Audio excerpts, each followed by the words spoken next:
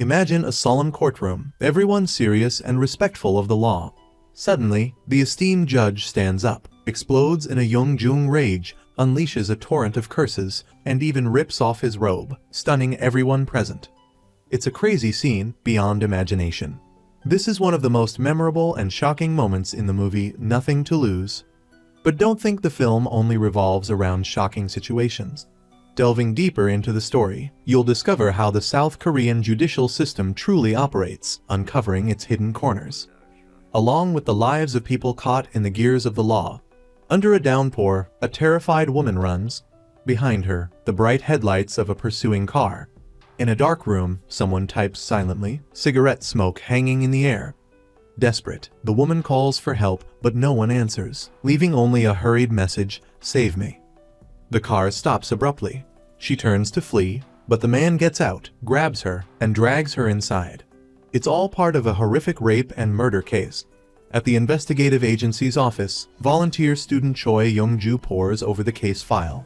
When offered help, she refuses and unexpectedly shreds a document, shoving it down the toilet. But the action doesn't go unnoticed. 10 years later, on a subway train, a pervert harasses a mysterious woman.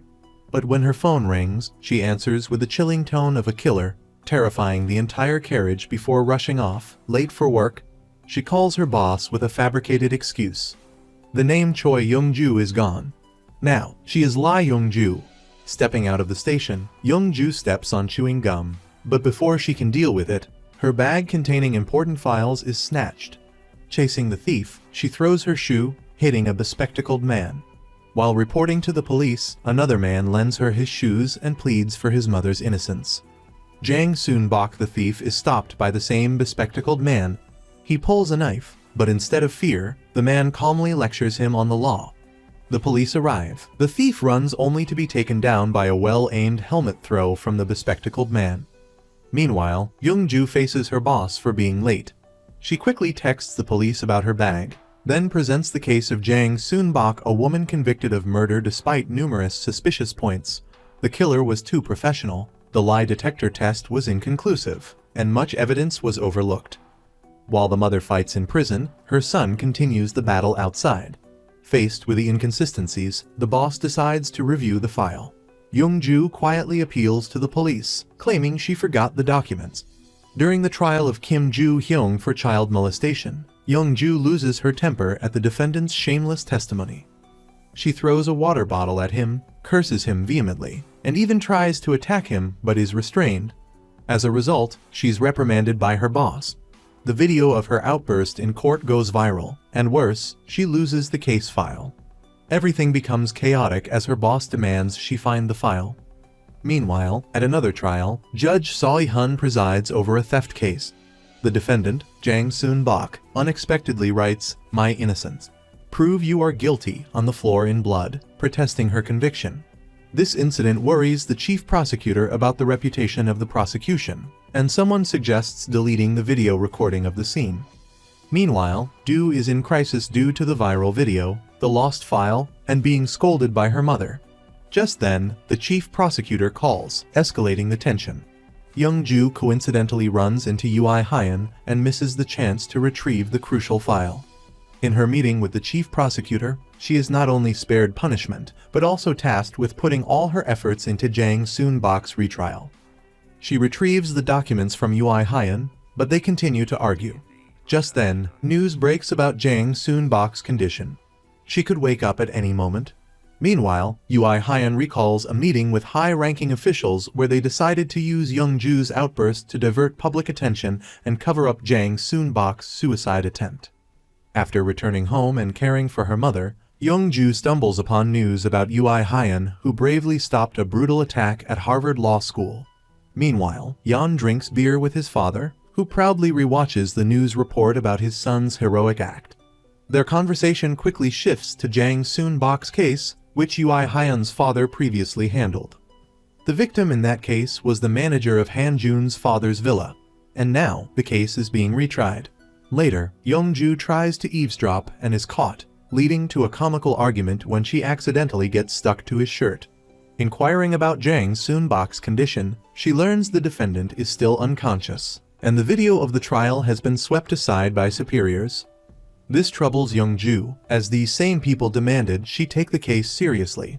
Sensing something amiss, she grows increasingly concerned about Jang Soon-bok's case. Young-ju visits the place where Jang Soon-bok attempted suicide, learning she did so intentionally due to the hopeless retrial. She suspects a wrongful conviction, but Han-jun dismisses it as absurd. Young-ju wants to see the video of Jang Soon-bok's courtroom statement, but Ui Hyun has discarded it. Later, she discovers the presiding judge in Jang Soon-bok's case is Ui Hyun's father. Young-ju visits Han-jun's mother, a respected professor she admires. Ui Hyun appears and declines her lunch invitation, highlighting their complex relationship. Han-jun's mother reveals that Ui Hyun and Han-jun were once close friends. During lunch, Young-ju is surprised to learn Han-jun's mother has been asked to meet with Kim Joo-hyung as a criminal psychology professor. Meanwhile, Ui Hyun stands in court, a colleague asking if he deleted Jang Soon-bok's video, but he remains silent. At Kim Joo-hyung's trial, Young-ju is monitored by colleagues, fearing another outburst. The judge also warns the defendant against any vulgar behavior or language that insults the court's dignity. However, Kim Joo-hyung creates a diversion by asking to use the restroom, then stabs Ui Hyun with a knife and takes a court employee hostage. He demands to speak privately with Young-ju, and she agrees on the condition he releases the hostage. The news of Young-ju being taken hostage creates a public sensation. Meanwhile, a mysterious female character appears. Kim Joo-hyung wants to destroy incriminating documents, but Young-ju explains that his crimes cannot be erased. He continues to justify his actions, claiming he was only providing sex education to the children. When Young-ju refuses to destroy the files, Kim Joo-hyung forces her to choose between destroying the files or taking off her clothes. Suddenly, Ui Hyun appears and orders Young-ju to undress. In the past, Han-jun's mother caught Young-ju destroying documents. When confronted, she argued that if she hadn't done it, her mother would have, to protect her brother from prison. However, Han-jun's mother warned that if she destroyed one criminal record, another would be created with her own name on it. Unexpectedly, she suggests Young-ju become a judge. As Young-ju exits the restroom, she places a judge's robe on her, saying it suits her more than anyone. In that moment, Young-ju breaks down in tears. In the present, Young-ju's mother is angrily shouting, and Sina has to postpone her court internship. Meanwhile, Ui Hyun, trained in negotiation at Harvard, quickly intervenes, bringing a criminal profile written by Han-jun's mother. Simultaneously, a beautiful former Blue House bodyguard joins the process. With thorough preparation, Ui Hyun heads inside, leading to the scene we witnessed earlier. After arguing with Young-ju, Ui Hyun reveals Kim Joo-hyung's dark past. He was raped by his stepmother and brainwashed into believing it was sex education. Meanwhile, Ui Hyun's father discusses Jang Soon-bok's blood-written message. Suddenly, Kim Joo-hyung snaps, holding a knife to Young-ju's throat. Immediately, Ui Hyun signals the SWAT team by touching the glass. Before acting, he repeatedly says the word undress, a code for his plan. When the moment comes, Young-ju throws her robe over Kim Joo-hyung's head, grabs the documents, and runs. The SWAT team bursts in, and the former bodyguard subdues him. Afterward, Young-ju is still shaken, needing chewing gum to calm down. Her boss calls, and her mother thanks Ui Hyun, asking him to bring gum for her daughter. Entering the room, Ui Hyun senses her anxiety just by checking her pulse and convinces the leadership to allow her to chew gum. Immediately after, the leadership proposes reassigning Jang Soon-bok's case. In a private moment, Young-ju asks if Ui Hyun deleted the video for his father. In response, he gives her a USB drive containing the video. As their conversation ends, a colleague enters, introducing them to a trio calling themselves Kung T-letter 180 fan, translated as bow down to death. Chung, Young-ju's friend, chats with a female colleague from Kung T-letter 180 fan, a group dedicated to exonerating the innocent. He reluctantly babysits her child, a scene witnessed by Young-ju and Min. Meanwhile, Ui Hyun, working with Ha Young-hoon, receives a difficult question. Simultaneously, an inmate reacts violently upon learning Kim Joo-hyung stabbed Young-ju. In the interrogation room, Do Han-jun turns off the camera and suddenly chokes Kim Joo-hyung, demanding to know where he got the knife and lighter. After work, Young-ju talks with her mother and watches Jang Soon-bok's plea video. Do Han-jun's mother then takes her for a drive, singing as they go. She helps Young-ju relax before bringing her to the hospital where Jang Soon-bok lies comatose. Standing by the bed, Young-ju is conflicted about the offer to transfer the case. When Han-jun's mother asks what she fears, Young-ju worries about being obsessed with success. She smiles and says, "Be successful, and the success of a judge is not to convict the wrong person." Young-ju disguises herself but is easily recognized. In a meeting, her boss suggests she withdraw from Jang Soon-bok's case, but Chi-sung objects, arguing Young-ju is under public pressure, and if she quits, the entire department will face trouble. Young-ju insists on continuing, presenting the USB drive with Jang Soon-bok's courtroom dialogue as evidence. Simultaneously, Do Han-jun discusses the case with the chief prosecutor, expressing his desire for an unfavorable outcome. However, the opposing side wants the opposite, angering Jin Mai as things spiral out of control. He's further annoyed to learn his wife is dining with Young-ju. He wants to stop this at all costs. At the prison, Choi Kai-oh confronts Kim Joo-hyung and violently retaliates for stabbing Young-ju, resulting in being restrained by guards. Later, when Young-hoon visits, Kai-oh refuses to reconcile. Although Young-hoon assures him Young-ju is fine, Kai-oh remains steadfast. Young-hoon then sternly recounts how Young-ju, even when apprehended by Do Han-jun, never abandoned the truth. Ui Hyan reads thoughtfully, recalling his father's words about Jang Soon-bok's case. When Young-ju returns the USB drive, he reveals that Sun-bok's husband had connections to Han-jun's father. The revelation stuns Young-ju, but she's even more shocked to discover her brother's case file. Chi-sung appears, admitting he asked Ui Hyan to investigate, suspecting Kaung Ho's wrongful conviction. At that moment, Young-ju's adoptive mother arrives. She is actually her biological mother's sister-in-law. When Kai-oh is mentioned, Young-ju coldly states, "My deceased mother only had me as her child." Simultaneously, Kai-oh bows to his mother in prison. Afterward, Young-ju receives protective hand gear from Chi-sung, but she discovers they were made by her brother.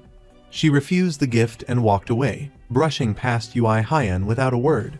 While her colleagues gossiped, Young-ju entered with an angry look. In another corner, Lee Sun-hoa quietly slipped Chi-sung the item Young-ju had asked her to deliver. At the same time, Nam Jun-in handed Zung a tape containing a secret about Kaung Ho's case, the judge's remarks at the time, a clue that could turn everything around. Chi-sung attended the trial and was surprised to see Ui Hyan also present as a guest. Judge Ha unexpectedly had an incident and asked Young-ju to take his place. Young-ju had the occasion to see her older brother again, who had been sentenced to 20 years in prison for rape and murder. In the past, her brother had spoken harsh words so she could definitively sever ties with him.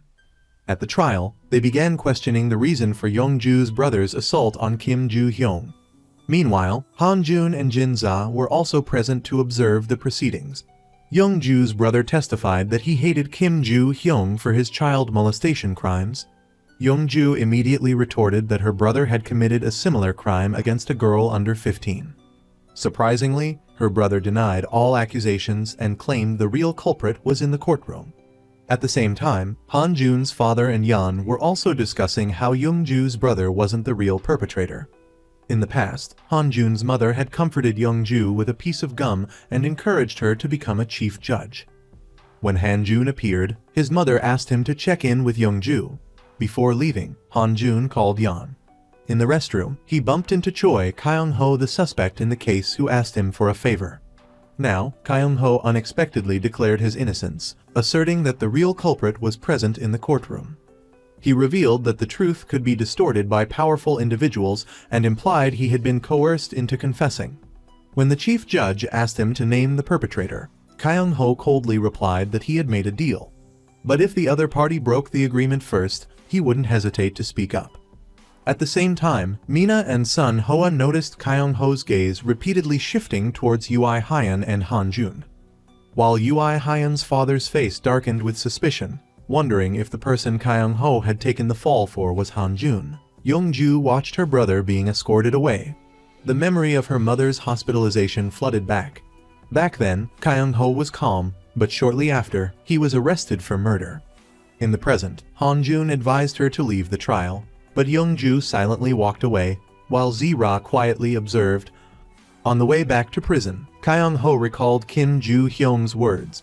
He had offered to help postpone the trial if Kaung Ho apologized on his knees, but Kaung Ho refused. Kim Ju-hyung then warned that Han-jun had bad intentions towards Young-ju, prompting Kaung Ho to immediately send a warning. In the restroom, Judge Dun reminded Young-ju about her emotional approach, but Judge Mun helped her out of the awkward situation. Afterwards, Young-ju announced her withdrawal from Kaung Ho's trial. As she stepped out, Han-jun grabbed her arm, while Zira handed Ui Hyen an important file. Looking at her shoes and recalling the girl's words, Ui Hyen remembered the shoes he'd struggled to buy were connected to the case. Han-jun was worried, but Young-ju coldly replied that since she changed her surname to Lai, she and Kaung Ho were strangers. Ui Hyen confronted Han-jun about the sneakers that were supposed to be his, but ended up on Kaung Ho's feet, the victim in Kaung Ho's case. Han-jun didn't answer and walked away, leaving Ui Hyen full of suspicion. Meanwhile, Chief Oh refused to discuss Kaung Ho's case with Judge Choi. But when the director called, he admitted to remembering clearly, angering Judge Choi. Mina A and Ui Hyen's father analyzed Jang Soon-bok's case together, discovering inconsistencies in the motive for murder and raising questions about the life insurance. However, whether this could become evidence remained a big question. Han-jun looked at the file concluding Kaung Ho's innocence and returned home, discovering bruises on his mother. Realizing his father's involvement, he immediately demanded to know his whereabouts. Upon entering the room, Han-jun mentioned the warning from Kaung Ho. While Kaung Ho had an emotional conversation with Dong-hun, Young-ju received a report from her superior marked with a glaring red question mark, indicating an error and reminding her of the Jang Soon-bok case. Back at work, she tried to explain to her colleagues but remained confused. In her imagination, she loudly questioned her superior, but in reality, she only asked softly and was brushed off. Chi-dung reminded her that a judge's report isn't simple, while Mina considered the Jang Soon-bok case despite the risks. Meanwhile, Young-ju listened to Han-jun's mother's lecture and was mortified to see a video of herself yelling in court. His mother asked everyone to comment, making her want to hide, but she was held back. Han-jun reminded her that judges can't let personal emotions influence them. When the conversation shifted to Kaung Ho's case, Young-ju insisted she was only concerned with Jang Soon-bok, whose husband had managed Han-jun's mother's villa. Later, Young-ju unexpectedly discovered a knife similar to the murder weapon in the Jang Soon-bok case, while Mina A and Sun Hoa confirmed it was a rare type, difficult to purchase domestically. This made them suspect Jang Soon-bok might be the culprit. Han-jun's mother also advised Young-ju not to avoid the truth for fear of misjudgment. Meanwhile, Young-ju was still troubled by the report marked with a question mark by her superior. Having Chi-sung review it, she was horrified to discover she had accidentally called her superior crazy. She immediately rushed to find a way to flatter him and correct her mistake. Han-jun questioned Kim Ju-hyung about the knife, but gained no leads. He only relayed a message from Kaung Ho, warning Young-jun and Young-ju that they would regret it otherwise. Afterward, Han-jun visited the comatose Jang Soon-bok and stumbled upon her intellectually disabled son wearing shoes connected to Kaung Ho's case. When he tried to take the shoes, the boy ran away, dropping them in the grass and then frantically saying he had lost them. Young-ju continued apologizing to her superior for calling him insane in the report. Meanwhile, Ui Hyen and Young-hoon were discussing Kaung Ho's case over drinks. Young-ju's group also happened to be at the same bar. At the same time, Jang Soon-bok's intellectually disabled son clutched the shoes potentially linked to the case, repeatedly proclaiming his mother's innocence. Suddenly, tragic news arrived. Jang Soon-bok wouldn't wake up. Ui Hyen immediately went to the hospital, and Young-ju, unable to bear the pressure from her superior, followed. On the way, they shared a romantic moment when they found Jang Soon-bok's son sleeping outside in the cold. They rushed to help him. At this point, Ui Hyen recognized the shoes as similar to the evidence in the case and questioned the boy. Unexpectedly, the boy revealed he was close to Kim Ga-young, the victim, and insisted that Choi Kaung Ho had come to save Ga-young, not harm her. Notably, he suddenly mentioned the number 1371. When Ui Hyun and Young-ju entered this number, they discovered it was the last 4 digits of Han-jun's phone number. At this time, Han-jun was confronting Kaung Ho, proposing a mysterious exchange. In the past, Han-jun had asked Young-ju why she thanked his mother, the woman who put her brother in prison. Young-ju simply replied that she had taught her the right path. Han-jun then left. Her mother's surgery was successful. Unexpectedly, Young-ju asked him to impersonate her brother on the phone. Back in the present, Jang Soon-bok's son revealed that 1371 matched the license plate number of the real culprit's car. Young-ju immediately left, while Ui Hyun tried to take the shoes, but the boy refused, saying someone else had tried to take them earlier. When Ui Hyun showed him a photo, the shocking truth was revealed. Han-jun was the one who had tried to get the shoes. To obtain the evidence, Ui Hyun promised to help the boy see Kaung Ho and asked Dong-in to take him home. Meanwhile, Ui Hyun's father was reading the files of the 2 cases and staring at a photo of 3 people himself, and Han-jun's parents, his former love and best friend. When Young-hoon entered, Ui Hyun pressed him on why he believed Kaung Ho was innocent. Young-hoon recounted seeing Kaung Ho crying in the restroom, something a murderer wouldn't do. As the two delved deeper into the case, Ui Hyun's father unexpectedly called, his drunken voice laced with cryptic implications. While Young-ju was distraught, Han-jun declared to Kaung Ho that he wouldn't leave her, infuriating Kaung Ho, who alluded to an incident in Han-jun's car. Han-jun calmly left the prison and called Young-ju, but only spoke briefly. Mina-a and Sun Hoa noticed her distress, and Mina-a debated revealing information about the murder weapon. Just then, Chi-sung's sudden appearance startled them both. Young-ju plunged her head into the sink. The intellectually disabled boy's words echoed in her mind, that her brother wasn't the attacker but had tried to save the victim. Her mother was worried, but Young-ju coldly left, seeking out Ui Hyun to review the case files. Seeing her wet hair, Ui Hyun quietly dried it, revealing the house where Kaung Ho had hidden from creditors was also the murder scene. Despite the mounting suspicions, Young-ju still trusted Han-jun. Young-hoon appeared, handing her an important file. As Young-ju left, he turned to Yeon, inquiring about her relationship with Han-jun. Young-ju and Han-jun ate together, but the atmosphere was tense. She asked him if Kim Ga-young, the victim in Choi Kaung Ho's case, was the daughter of his housekeeper. Han-jun evaded the question. When Young-ju mentioned the number 1371, his old license plate number, and the reason for abandoning it, Han-jun deflected and quickly left. Young-ju pursued him, demanding answers. But Han-jun only insisted that despite all evidence pointing to him, Kaung Ho's DNA in Ga-young's underwear proved her brother's guilt. Meanwhile, Han-jun's mother questioned her husband about discarding the car, but received no clear answer. Ui Hyun pondered the old shoe, recalling the day Kaung Ho asked him to record a message for his mother.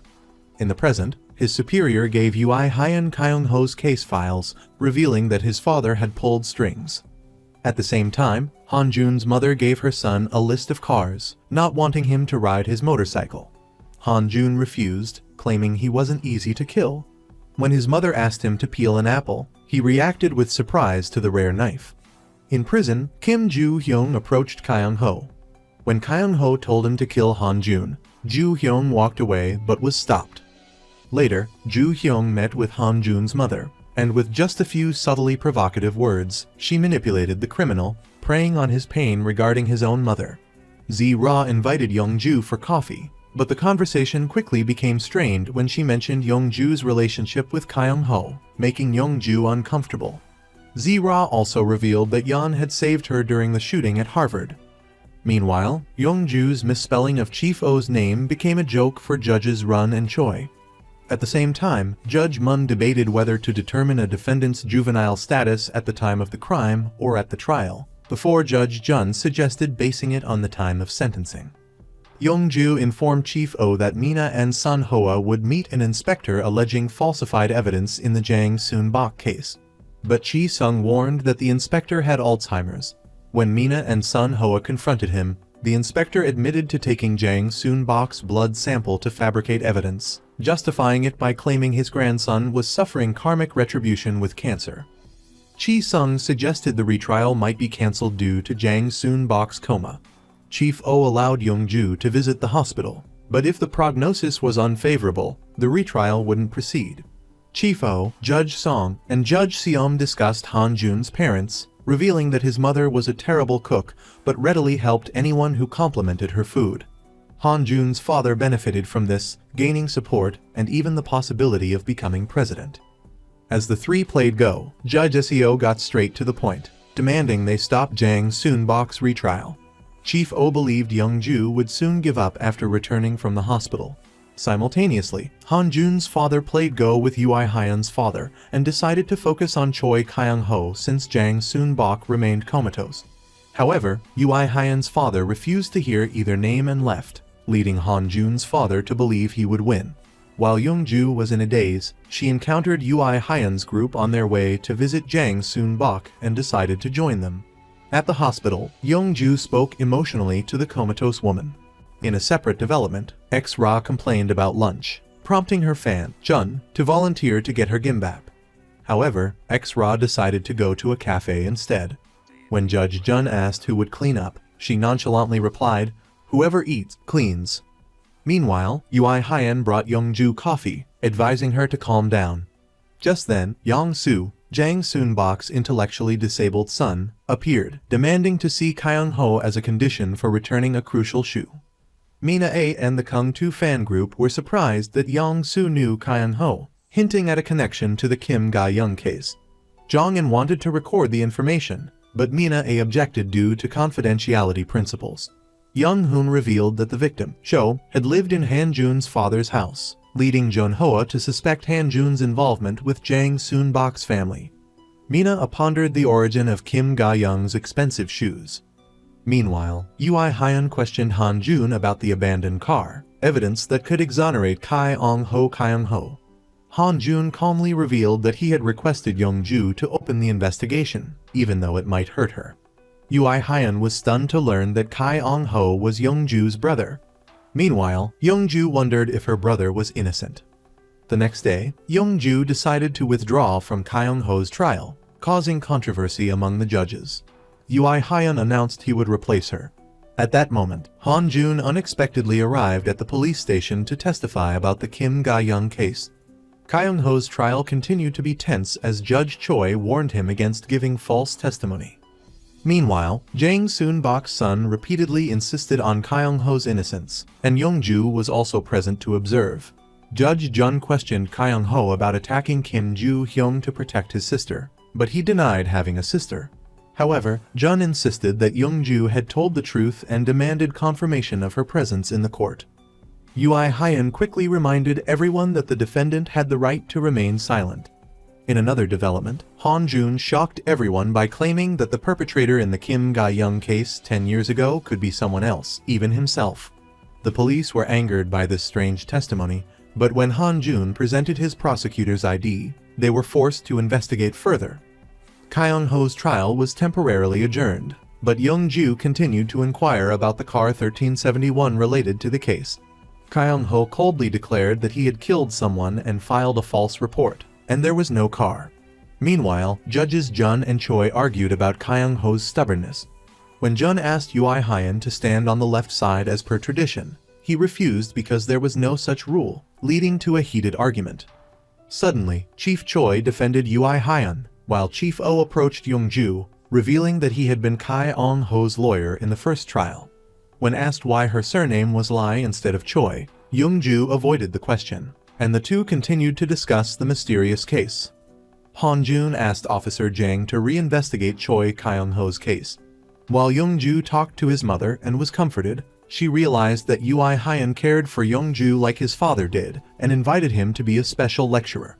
When Young-ju asked Ui Hyun how he knew about her relationship with Han Jun, he revealed that Han Jun had told him.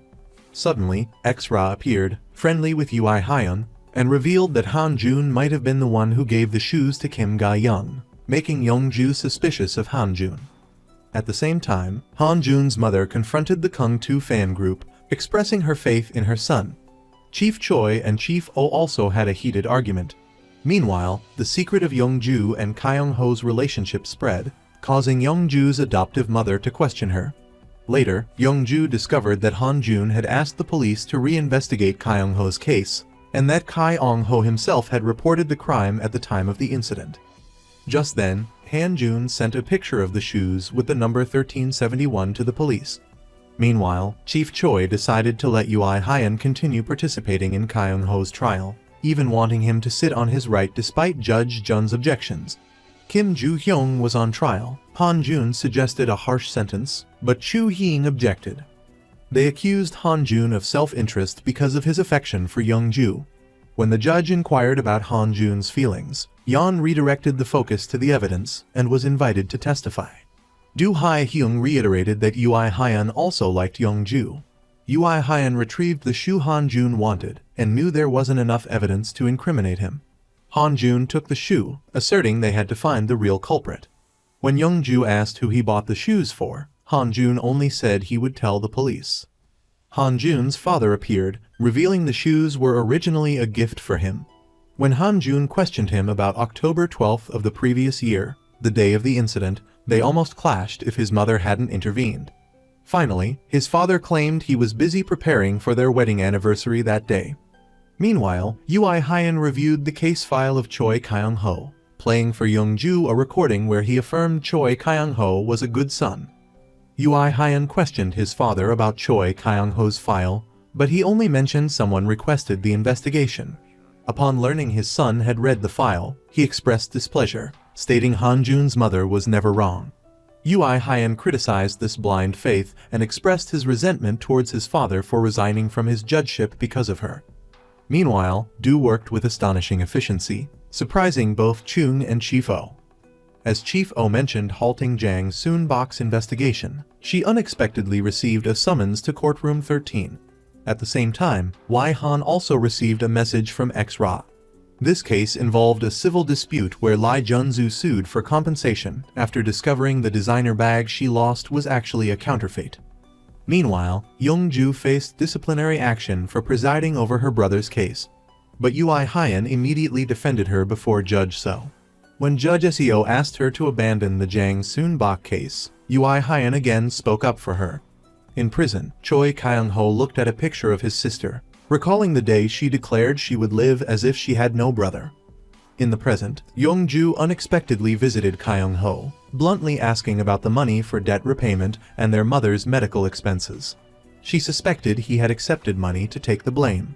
Although Kaung Ho denied it, Young Ju admitted she was wrong to turn her back on him. When she mentioned the agreement between Kaung Ho and Do Han Jun, he remained silent. At this time, Han Jun's mother lectured on how a judge makes decisions. While in prison, Kaung Ho suddenly lost his toothbrush. Young Hoon warned him that Young Ju could be punished for having a criminal brother, a fact she herself had admitted. Learning about Young Ju's relationship with Han Jun, Kaung Ho became enraged and demanded to see his sister. Young Ju resolved to work, preparing a retrial petition for her brother. When Young Hoon came looking for her, she went to see Kaung Ho, who now had an injured right hand. Kaung Ho admitted to making a deal with Do Han Jun and couldn't back out, as it would endanger Young Ju. Despite this, she expressed her trust and apologized. Leaving the prison, Young Ju remembered her mother's words not to turn her back on her brother. Kaung Ho looked at the retrial petition, recalling his adoptive mother's words that Young Ju might quit being a judge if he didn't listen to her. To protect his sister, he had to get out of prison. Meanwhile, Kim Joo-hyung received a toothbrush from another inmate, who warned him not to tell anyone. At night, Kaung Ho considered tearing up the petition, but Young Ju and his adoptive mother's words made him hesitate. Meanwhile, Han Jun proposed a deal with Kim Joo-hyung. Young Ju and her mother rejoiced when Kaung Ho submitted the petition. However, in prison, Kim Joo-hyung provoked Kaung Ho, throwing him the sharpened toothbrush and pushing him onto a pile of bricks. Kaung Ho died. Young Ju looked at her brother's body in anguish, and her adoptive mother, unable to bear it, left. Before Han Jun appeared, she only received a look of hatred from Young Ju in the rain, and he quietly left. He accepted an umbrella from Ui Hyun, who still suspected his involvement. Young Hoon and Ui Hyun returned Kaung Ho's meager belongings to Young Ju, including a handguard he made himself. She was speechless as she looked through the photo album, memories that helped Kaung Ho endure his time in prison. At the same time, Han Jun's father asked Ui Hyun's father to defend Kaung Ho's killer at his wife's request. That night, Young-ju woke up in the car, thanking Ui Hyun, while he argued with his father about the wrongful conviction. His father believed judges could also be wrong, but Ui Hyun countered that if a mistake led to death, they were unworthy of the judge's robe. Young-ju flipped through old photographs. Her adoptive mother unexpectedly tore up the adoption papers, reverting to being her aunt to help her clear her brother's name. They embraced and cried. Meanwhile, Han-jun quietly washed his face, hiding his red eyes. That night, Young-ju lay beside her adoptive mother, asserting there was no need to erase their mother-daughter bond to seek justice for Kaung Ho. The next morning, Young-ju prepared for work. Her mother had just called Aunt Dan's son, who was involved in several lawsuits over a bag she carried to a meeting with her in-laws. Despite her mother's pleas, the woman refused to help, citing her principles. She then went to attend the disciplinary committee meeting. Regarding the courtroom disruption, she admitted her fault. Regarding presiding over her brother's trial, she claimed ignorance and that it was too late when she found out. It was a consolidated trial requiring 3 judges, so she had to participate. She further asserted her brother's innocence, and that the justice system had made a mistake. She didn't regret participating in that trial because at least her brother saw her in her judge's robes. Furthermore, she affirmed her determination to clear Kaung Ho's name. Next, she received news that the man who killed her brother had been acquitted on grounds of self-defense. Immediately afterward, she ran to confront Han-jun, the prosecutor in charge of the case. Han-jun insisted that the self-defense verdict was the result of the police investigation. Reviewing the video, Young-ju argued that it depicted a fight, not self-defense. Han-jun countered that Kim Joo-hyung had sensed Kaung Ho's hostile intent and pushed him, causing him to hit a pile of bricks. Young-ju found this illogical, especially since Kaung Ho had been seeking a retrial. She suggested Kim Joo-hyung might have provoked her brother, but Han-jun dismissed this due to lack of evidence. He then showed Young-ju a sharpened toothbrush containing Kaung Ho's DNA. However, Young-ju remained unconvinced, suspecting it could be fabricated. Meanwhile, Judge Choi unexpectedly recognized the defendant Myung Soo-jin as his first love during a handbag fraud trial. Though momentarily flustered, he quickly regained his composure. Later, a drunken Han-jun recalled a piece of paper with the words, Kim Joo-hyung, no self-defense, killed Lee Rong-do. He remembered an exercise from law school, writing guilty and not guilty verdicts for a case, which happened to be Choi Kaung Ho's. Back then, Han-jun had used the theory of fabricated DNA to argue for Kaung Ho's innocence. He revealed to Ui Hyun that his father had sent him the paper. Han-jun's mother texted Young-ju to meet, while Ui Hyun took Han-jun home. When his mother questioned him, Ui Hyun told her to ask her son directly, saying if she could, she would have already. Ui Hyun left without revealing the truth. Young-ju then stared at her brother's handmade wrist guard and agreed to withdraw the retrial request for Jang Soon-bok. Chief Oh happily reported to his superiors, while Detective Kang informed Mr. Ho and Han-jun that the investigation was closed. Han-jun's team celebrated his election victory, but he was annoyed to learn Young-ju still wanted to appeal for her brother. Young-ju met with Ui Hyun to inform him of her decision, but was met with a cold response. Young-hoon explained that Ui Hyun had to remain impartial in Mr. Ho's upcoming trial. She also revealed that Han-jun was charging Kim Joo-hyung with manslaughter. The trial began. Ui Hyun offered Kim Joo-hyung the chance to change judges, but he declined. Han-jun presented his case with video evidence and prison guard testimony, but both were refuted by the defense attorney. When a witness confirmed Kim Joo-hyung had approached Kaung Ho, the lawyer countered by claiming Mr. Ho had ordered the killing. With the toothbrush DNA evidence, the prosecution's case weakened further. Han-jun proposed visiting the prison to examine where Kim Joo-hyung killed Choi Kaung Ho. Meanwhile, Han-jun's mother met with Young-ju, questioning why she was ignoring her. Young-ju bluntly accused her of a wrong verdict 10 years prior and suspected her son was the real killer. When Ui Hyun arrived at the prison, Han-jun tried to talk, but Ui Hyun remained aloof to maintain impartiality. He proceeded to reconstruct the crime scene with both the prosecution and defense. Young-ju noticed the improbable position of the fallen toothbrush. Kim Joo-hyung also misidentified where he pushed Choi Kaung Ho. Reviewing security footage, Ui Hyun realized the defendant hadn't left his cell, even to use the restroom, for 5 hours after solitary confinement. In court, Kim Joo-hyung admitted to using the restroom before the incident. The prosecution demonstrated that Kaung Ho's severed hand tendons would have prevented him from lifting anything, let alone killing someone. Furthermore, Kim Joo-hyung stood still for 3 minutes without calling for guards, despite their proximity. The prosecution then charged the defendant with premeditated murder. The trial was adjourned for a week. Afterward, Ui Hyun met Young-ju in a park, revealing that Han-jun was being threatened by powerful individuals. If Kim Joo-hyung wasn't acquitted, Young-ju would be in danger. Han-jun had remained silent to protect her. Simultaneously, Yang-soo called Ui Hyun demanding the return of a wire, while Han-jun's father was secretly destroying it. Unexpectedly, Jang Soon-bak woke up in the hospital after a long coma, as a mysterious man returned to the country. Ui Hyun and Young-ju continued their conversation. During their talk, Young-ju accidentally put on the wrong shoes, creating a humorous moment. She remained concerned about Jang Soon-bak and discussed Kim Ik-cheol, Kim Ga-young's father, who was connected to both cases, with Ui Hyun. Meanwhile, Kim Ik-cheol bumped into Yang-soo and recognized Jang Soon-bak's name on a document he was carrying. Yang-soo chatted briefly, learning he was Kim Ga-young's father, and immediately contacted Ui Hyun to retrieve the shoe. Ui Hyun stalled, citing an ongoing investigation. Later, Ui Hyun and Young-ju pursued Kim Ik-cheol but lost him. Han-jun received news about him and immediately started searching. At the hospital, Jang Soon-bak regained consciousness but remained in critical condition. Young-ju found Kim Ik-cheol's mention of Jang Soon-bak suspicious and wondered why he was running. Meanwhile, Han-jun worked on locating him. Ui Hyun invited Young-ju for coffee to comfort her as she confided about her wrongly accused brother. They debated the merits of intuition versus evidence, and Ui Hyun realized his bias towards her. He asked if she had apologized to Han-jun, asserting his trustworthiness. She then decided to meet Han-jun's mother to apologize.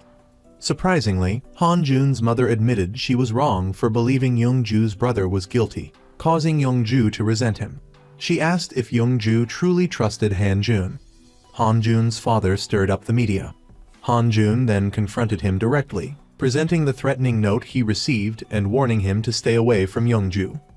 Upon learning Kim Ik-cheol had returned to Korea through his son, he angrily ordered surveillance on both Kim Ik-cheol and Jang Soon-bak, especially after discovering Kim Ik-cheol had liver cancer and was being treated at the same hospital as Jang Soon-bak.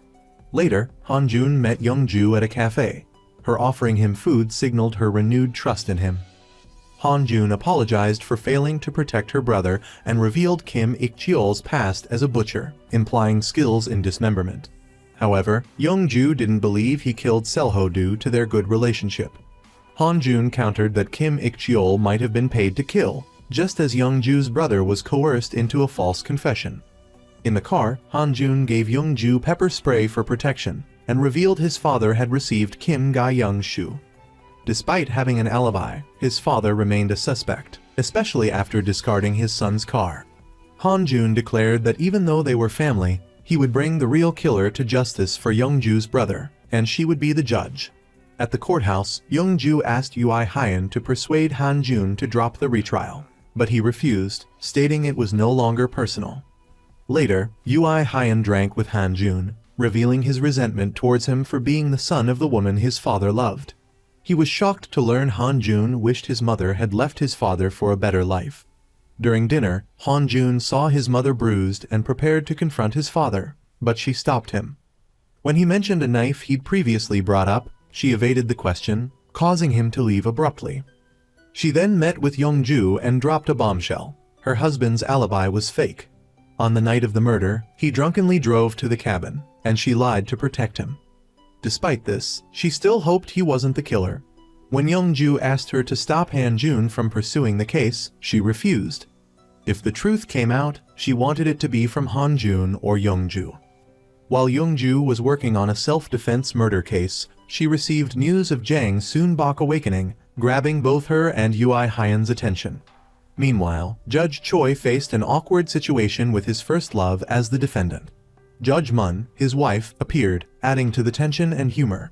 Elsewhere, Kim Ik-cheol attempted to see Jang Soon-bok but was intercepted and questioned by Ui Hyun. Han-jun soon received the same news. Kim Ik-cheol finally reached Jang Soon-bok. Meanwhile, Han-jun's father was scheming. He warned Ui Hyun's father against Ui Hyun's excessive involvement and declared he would eliminate anyone in his way, even his own son. While following Kim Ik-cheol, Han-jun witnessed his kidnapping. He immediately gave chase, despite threats against Young-ju's life. After a tense pursuit, Han-jun stopped the kidnappers' vehicle, subdued them, and called for an ambulance for Kim Ik-cheol. Meanwhile, Ui Hyun received a message threatening Young-ju and decided to protect her. But Young-ju didn't want to be overly monitored. Unexpectedly, Ui Hyun even abandoned his car to accompany her, silently following her through the falling snow, creating a romantic moment. Young-ju later met Yong-soo, happy that his mother had regained consciousness. Ui Hyun began working with Young-ju. Meanwhile, Chi-sung faced Judge Seo, who was much stricter than Judge Oh at the hospital. Kim Ik-cheol quietly helped Jang Soon-bok before leaving, inadvertently being spotted and followed by Ui Hyun's father. Later, he met Han-jun at a cafe, mentioning that he hadn't visited in a while. Han-jun bluntly stated that the reason was Ui Hyun's disapproval of his father's relationship with his mother. Meanwhile, Young-ju refused to help her foster mother's friend as a judge. Immediately after, she was forced into a car by Han-jun and discovered the murderer's weapon at his house. Han-jun suspected Kim Ik-cheol, believing he was a hired killer, but Young-ju argued that this would mean he served the person who murdered his own daughter. Despite this, Han-jun believed that anything was possible for money and decided to meet Kim Ik-cheol directly to clarify. The trial between plaintiff Moon Yu-sun and defendant Myung Soo-jin continued to be tense. The plaintiff insisted the defendant knew the bag was genuine when she received it. While the defendant denied it, the judge wanted to ask about the credit card, but the defendant's testimony was contradictory, saying she lost her wallet but not the card, making her testimony suspicious. At the same time, Ui Hyun was troubled by the retrial of Jang Soon-bok's case, something unprecedented in Korean history. Meanwhile, Young-ju, Ui Hyun, and Judge Oh were retrying the case. Han-jun's father knew the trial was taking place and tried to prevent Kim Ik-cheol from testifying. However, Kim Ik-cheol unexpectedly appeared in court, even though he hadn't agreed to be a witness. Jang Soon-bok remained silent, recalling her past pleas of innocence. Finally, she insisted she didn't kill anyone, and Kim Ik-cheol also confirmed this. Kim Ik-cheol wanted to tell the truth but asked for a few days, then left the court, encountering Han-jun. Young-ju suspected him of being involved in Seo-ho's death, but Ui Hyun countered due to her lack of evidence. The two argued, then Ui Hyun moved closer to Young-ju, creating a romantic moment. Han-jun confronted Kim Ik-cheol about Jang Soon-bok, but he denied responsibility. When Han-jun mentioned the person behind Sejo's murder, Kim Ik-cheol remained silent, refusing to talk about Han-jun's father, and then left. Left with no other choice, Han-jun gave him his business card, promising police protection. Young-ju gave Ui Hyun the anonymous threatening letter from when Jang Soon-bok was convicted. She suspected Ui Hyun's father had received a similar letter, prompting him to ask his father for the old letters. Han-jun later asserted that Kim Ik-cheol was the murderer, based on the murder weapon resembling a knife from Ui Hyun's house. But Ui Hyun countered, arguing that anyone could be the murderer, even Han-jun's mother. Before leaving, he declined a drink but promised to protect Young-ju in court. Ui Hyun's father reminisced and asked Han-jun's mother about being abused by her husband, but she didn't give a clear answer. They went for a walk, and she advised him not to let Han-jun's father manipulate him, while Han-jun's father secretly observed them. The next morning, in court, Judge Seo discussed the Choi Kaung Ho case. Chung believed that Yong-soo's testimony about Car 1371 and Choi Kaung Ho reporting to the police proved his innocence. However, Judge Jung countered, demanding concrete evidence and mentioning the DNA results. Despite Chung's efforts to persuade him, Judge Seo decided to dismiss the case. He then invited Judge Oh to lunch with Han-jun's father. Elsewhere, Sao Yong-soo cooked noodles for Kim Ik-cheol, recalling a memory of Kim Ik-cheol doing the same for him and Ga-young. Meanwhile, Ui Hyun's father was still lost in thought, met his son, and gave him Jang Soon-bok's letter. He also announced he would go to court on Sunday to evaluate an important arrest warrant. Ui Hyun and Young-ju analyzed the letter, discovering Jang Soon-bak accused Inspector Kang Di of fabricating evidence. However, the inspector suffered from dementia and couldn't testify. To overturn the case, they needed evidence to exonerate Jang Soon-bak. But currently, the only theory was that Kim Ik-cheol was the murderer. Ui Hyun investigated the police statements and discovered a police officer who habitually kept a diary. At this time, Han Jun called and advised Ui Hyun to stay with Young-ju. Later, Ui Hyun gently draped his coat over Young-ju before resuming his work. The next morning, Han Jun's father's assistant arranged to send the person named on Kim Ik-cheol's bank account overseas to avoid being tracked and suggested hiring a hitman to kill Kim Ik-cheol, but was refused. Han Jun's father had his own plan and ordered Kim Ik-cheol's location be monitored. Meanwhile, Young-ju asked a colleague to check Inspector Kang's diary for evidence. In court, she began the trial of CEO Naeung-soo for assault and kidnapping. Although he had arranged for the charges to be dropped, the lead defense attorney, Ui Hyun's father, argued that the victim went willingly. After the trial, he spoke with Ui Hyun about Young-ju. Suddenly, Han Jun called to report that Kim Ik-cheol had been taken to the hospital. While searching for clues, Han Jun received a call from Kim Ik-cheol himself. He then discovered that Kim Ik-cheol was at his father's place. Young-ju executed the arrest warrant for Na Young-soon. Seeing Ui Hyun asleep, she approached, about to touch his glasses, creating a romantic moment. But Ui Hyun suddenly woke up, causing her to quickly back away. The next morning, they presented Kang Di's diary to Chief Oh for a retrial.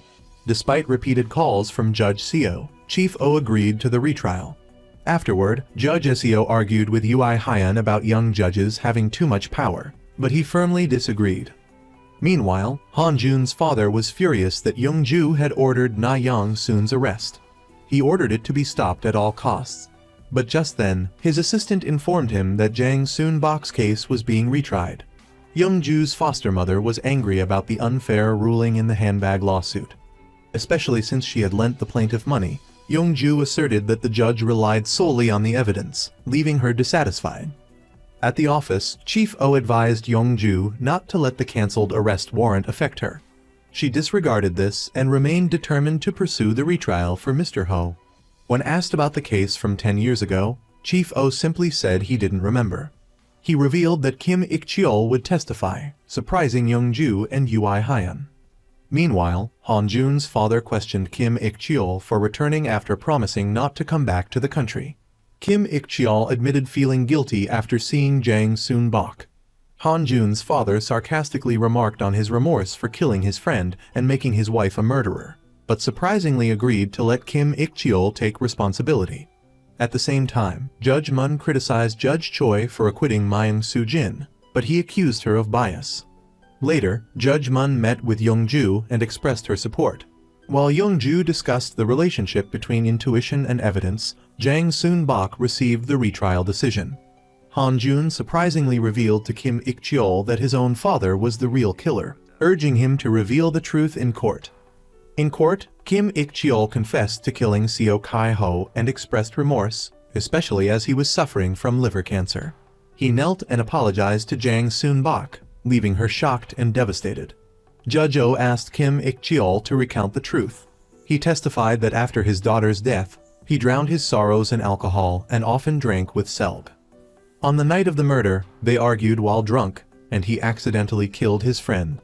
Panicked, he carried the body to the hill, dismembering it with a knife, consistent with the forensic report. Young-ju asked about the knife. Kim Ik-cheol said he took it from the cottage he used to look after but had handed over to Silo. When Young-ju asked about the owner, Ui Hyun hypothesized that he was a hired killer.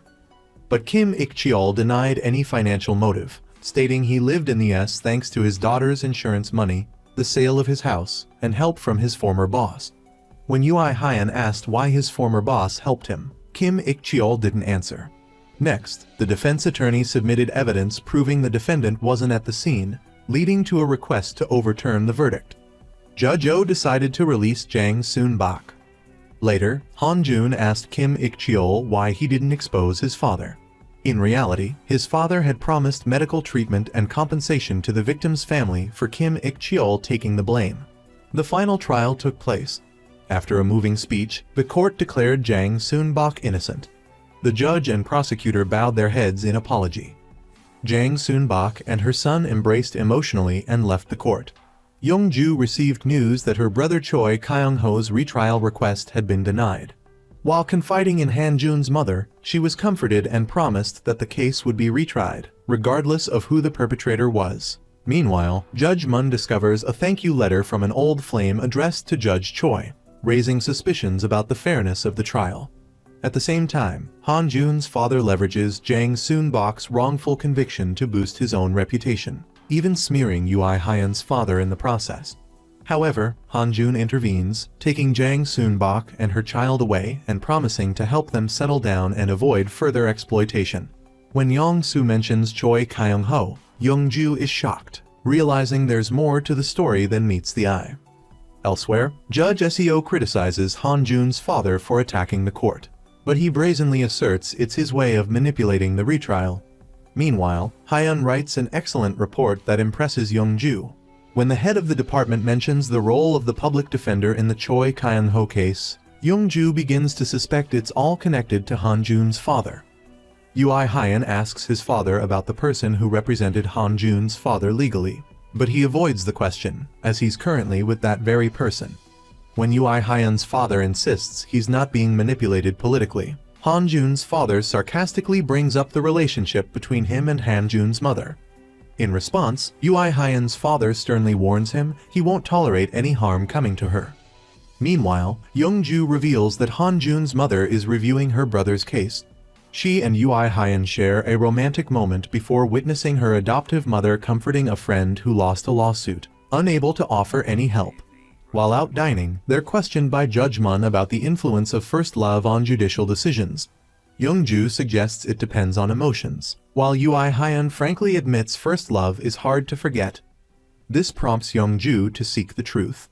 Finally, Judge Mun reveals that Judge Choi acquitted his first love, leading to a heated argument between him and his wife. They trade accusations of incompetence. Han-jun convinces Kim Ik-cheol to turn against his father and talk about Seho, who reveals that Choi Kaung Ho wasn't the murderer.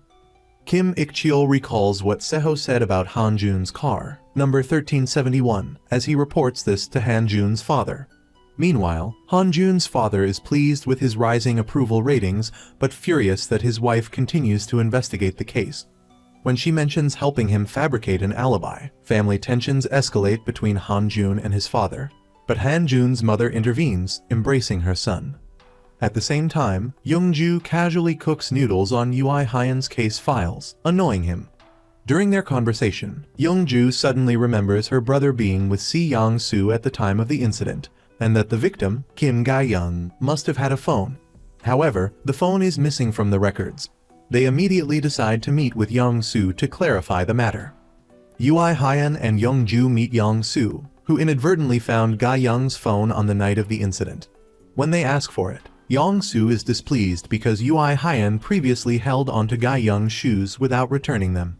Though he initially hesitates, Yang-soo decides to give the phone to Young-ju to clear her brother's name. But when he opens the bag, the phone is gone. Leaving the house, they bump into Han-jun and his mother, unaware they are being followed.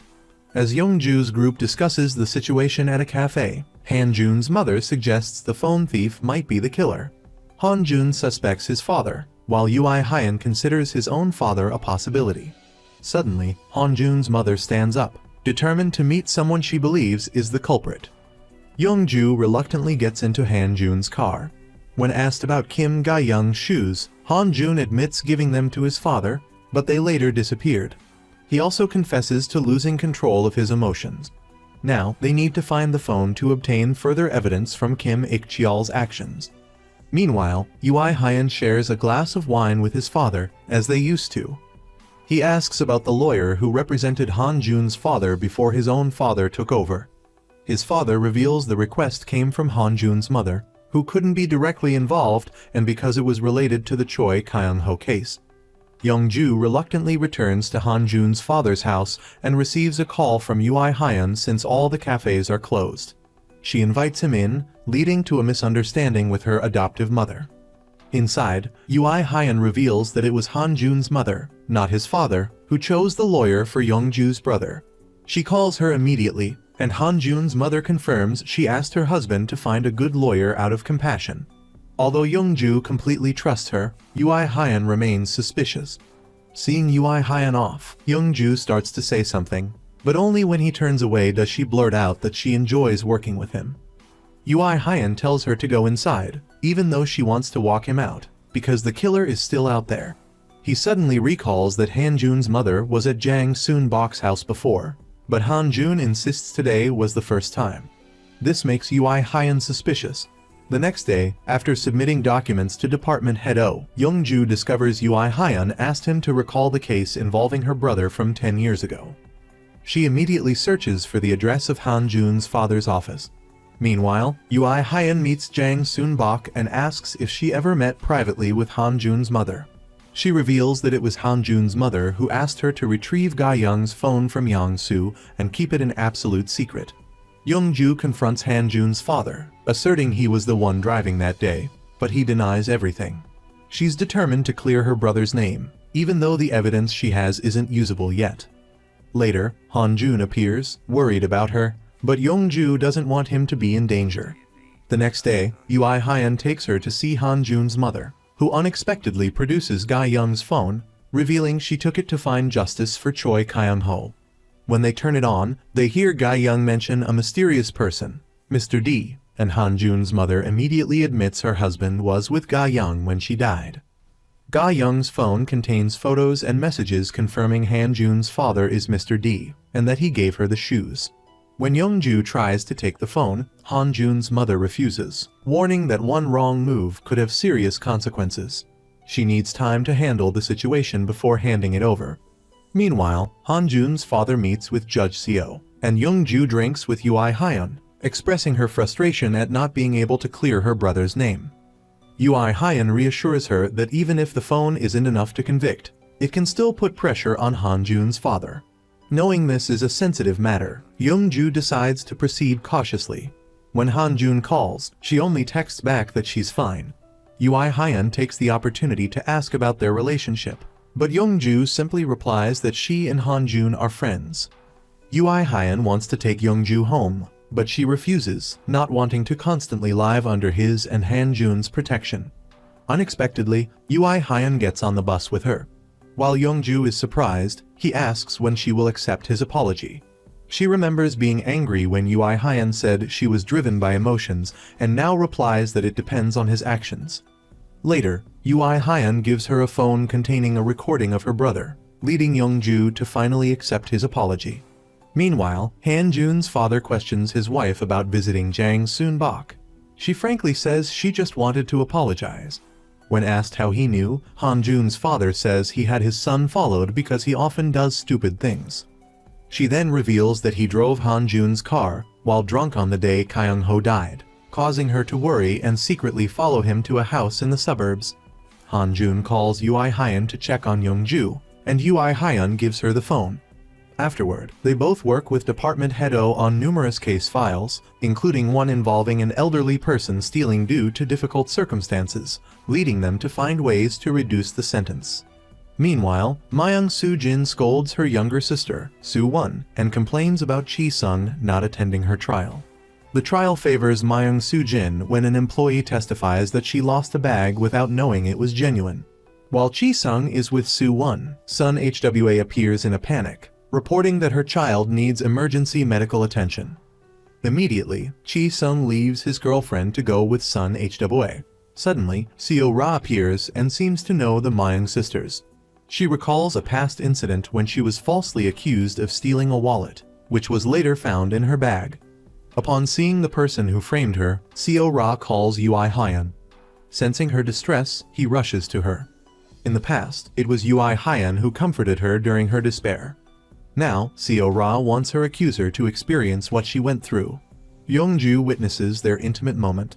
Meanwhile, Han Jun's mother meets with Kim Ik-cheol, letting him hear the cries for help from his deceased daughter and demanding he tell the truth. Seo-ra and her colleague discuss Myung Soo-jin. While Ui Hyun and Youngju meet with Han-jun's mother, she gives them Ga-young's phone and confirms that Youngju's brother's retrial is imminent.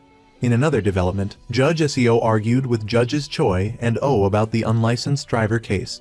Judge Seo wanted a harsh sentence due to the defendant's repeated offenses, while the other two wanted leniency due to the defendant's family circumstances. Meanwhile, Young-hoon and Jun-in discussed their upcoming internship ending, just as Sun Hoa and Min arrived. Chi-sung also arrived to congratulate the group. When Chi-sung showed a photo, the team noticed something suspicious and asked Jun-in for help. At Mayan Soo-jin's trial, things were in her favor, but the team unexpectedly presented evidence that the defendant was still using the bag she claimed to have lost. She had used social media posts and the cafe owner's testimony to support her fabricated claim. As a result, the defendant was ordered to pay 50 million won in damages. Han-jun gave Yeon and Youngju the call logs from 3 months prior to Kim Ga-young's case, claiming his father had gifted her shoes. Seo Kai-ho was murdered, meaning Kaung Ho was innocent. The real culprit was the owner of car 1371, and Kim Ik-cheol knew everything. Both Wi-Hai and Youngju didn't want their boyfriends to get too deeply involved. Han-jun decided to confront Kim Ik-cheol himself. Later, Ui Hyun recalled a profound statement by Judge Seo and discussed finding evidence with Youngju. The next morning, Youngju met Jang Soon-bak and discovered that 10 years prior, Mr. Ho and Yang-soo had gone to Gwangdeok to find Ga-young, where Yang-soo saw her discarded shoes and phone. Thanks to confirmation from the Seoul Central District Court, Judge Seo accepted the retrial application for Choi Kyung-ho's case. Judge Jun presented recorded evidence and photographs, identifying the uncle Youngju believed to be Han-jun's father. She also requested him as a witness. Judge Sale suggested a closed trial for security reasons, but Judge Jun and Chi-sung opposed it. Upon hearing the news, Han-jun's father immediately refused to appear in court. Ui Hyun coached Youngju on staying calm when faced with the defendant's denial, even giving her gum to help. Afterward, they both entered the courtroom. Judge Seo was about to adjourn the trial due to Han-jun's father's absence, but Chi-sung and Judge Jun suggested waiting. Finally, Judge Seo decided to wait 5 more minutes. Just as he was about to cancel the trial, Han-jun's father unexpectedly appeared. When he questioned the lack of spectators, Judge Seo explained the closed trial was due to the election's influence. Additionally, Ui Hyun's father was his lawyer. Then, Youngju began her questioning, presenting Kim Ga-young's photo and asking how she addressed him. Han-jun's father feigned ignorance. When Youngju stated Kim Ga-young knew him well, he retorted that many people in South Korea were his age and could be the uncle Ga-young mentioned. Next, she played a video and asked if he recognized the voice, but he continued to deny it. Youngju then revealed Kim Ik-cheol's recorded testimony, revealing that Seo knew Choi, and Mr. Ho wasn't the murderer. Meanwhile, Han-jun confronted Kim Ik-cheol and discovered he had confessed everything to his mother, which was recorded. In court, Youngju pressed Han-jun's father, repeatedly asking if he ordered Seo Kai-ho's murder and if he was Kim Ga-young's killer. Han-jun's father became enraged at being questioned like a criminal, but Youngju and the judges affirmed her right to do so as the plaintiff. He denied all accusations, claiming he wasn't the uncle and that Kim Ik-cheol's testimony was unreliable. When asked about the recording, Youngju remained silent, and the trial ended due to lack of evidence. Later, Han-jun's father blamed Ui Hyun's father, but he retorted that Han-jun's father failed to control Kim Ik-cheol. Meeting with Ui Hyun, he warned him to stop Youngju or she would face consequences. Ui Hyun coldly replied that those words were unbecoming of a presidential candidate and vowed to protect Youngju. As they left, Ui Hyun's father also sternly warned his opponent to keep his hands off his son. Ui Hyun anticipated Han-jun's father's rebuttal and advised Youngju to focus on proving Choi Kyung-ho's innocence instead of accusing Han-jun's father. She gradually understood and reviewed Ga-young's call logs with Yeon, discovering the victim always called Kaung Ho by his name. She also considered the reliability of Jong-soo's testimony and thought of Jang Soon-bak.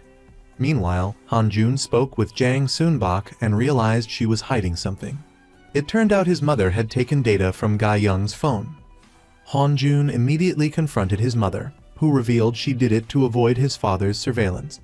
When he called to ask about the trial, Han Jun expressed concern and affection for Young-ju, but she didn't take him seriously. She discussed the Jang Soon-bak and Myung Soo-jin case with Judge Moon, while Judges Choi, Seo, and Oh discussed a past ruling. Suddenly, Han Jun's father called Judge Seo, but he didn't answer. Ui Hyan's father guessed he was avoiding involvement.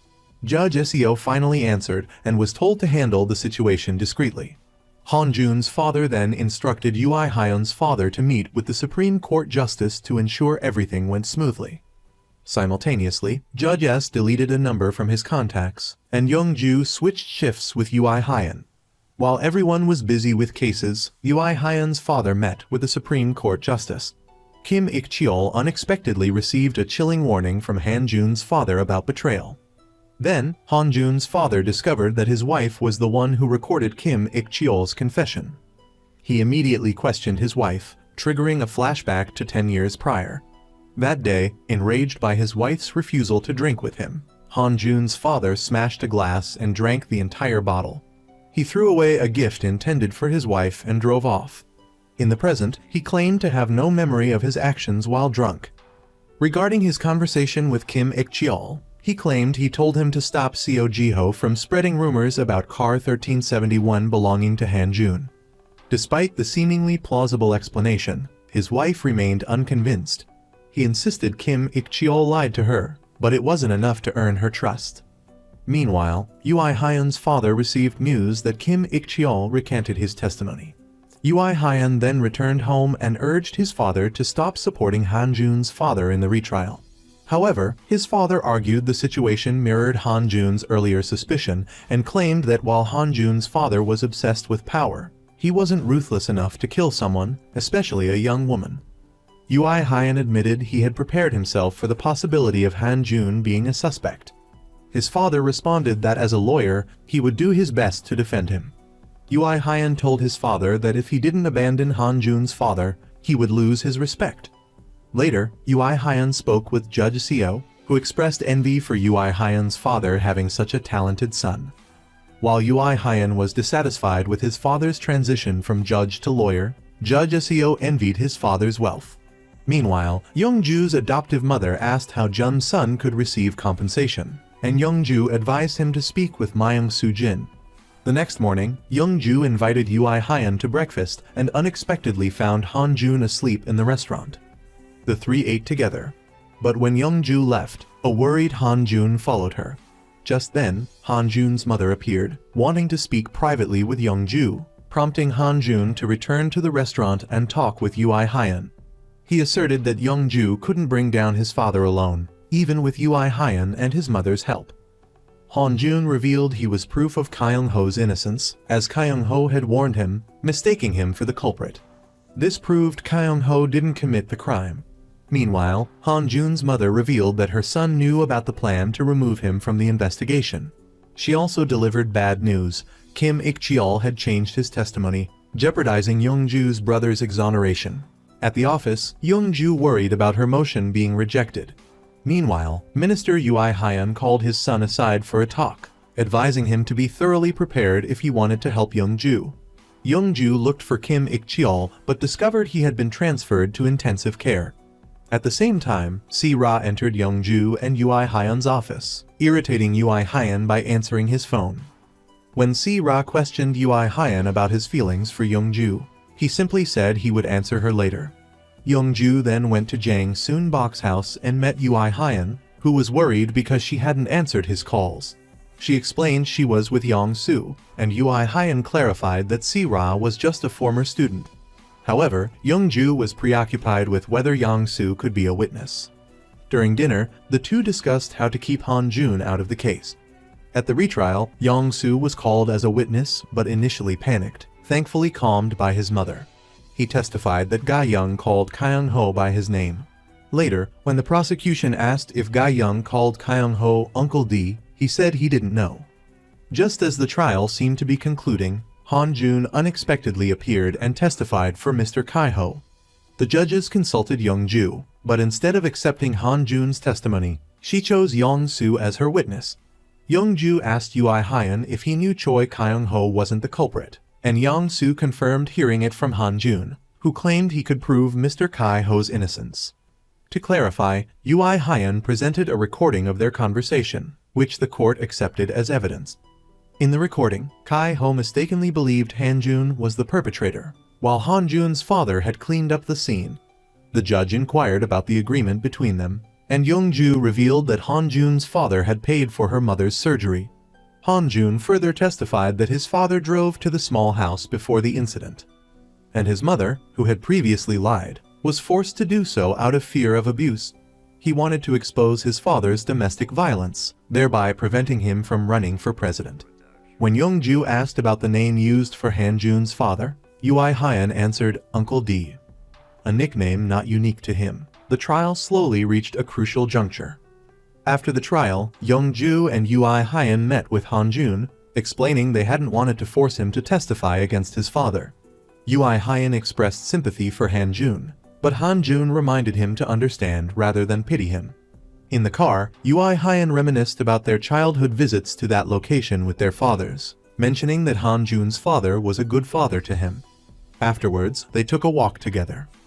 When Young-ju considered calling Ui Hyun, but changed her mind and called Han-jun, he refused to answer despite Ui Hyun's advice. Ui Hyun suspected something was hidden within the abuse narrative, as Han-jun's mother wasn't someone who tolerated things easily. Simultaneously, Ui Hyun's father warned that the Supreme Court was displeased with Mr. Kaung Ho's exoneration. Both fathers knew Ui Hyun had submitted the recording to the court. Meanwhile, Han-jun spoke with his mother, who acknowledged Young-ju and Ui Hyun acted for her sake. But when Han-jun mentioned the domestic violence in the recording, she surprisingly denied it, prompting him to question her bruises. In response, Han-jun's mother simply stated that things weren't as they appeared and the truth would eventually come out. Han-jun's father was furious when rumors of domestic violence spread across the news and demanded their removal. But Ui Hyun's father suggested Han-jun's mother hold a press conference to clarify. However, he refused and shifted the blame onto Ui Hyun. When Ui Hyun returned home, his father criticized him for not authenticating the recording. But Ui Hyun insisted it wasn't necessary.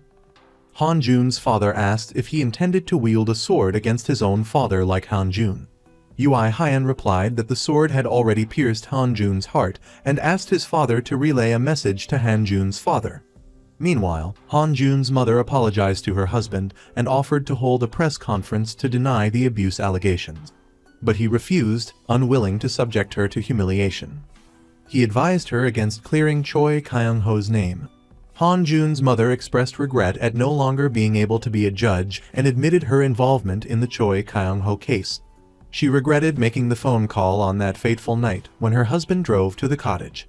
Meanwhile, Judge Seo's team handled the rape and murder case of Kim Joo-hyung.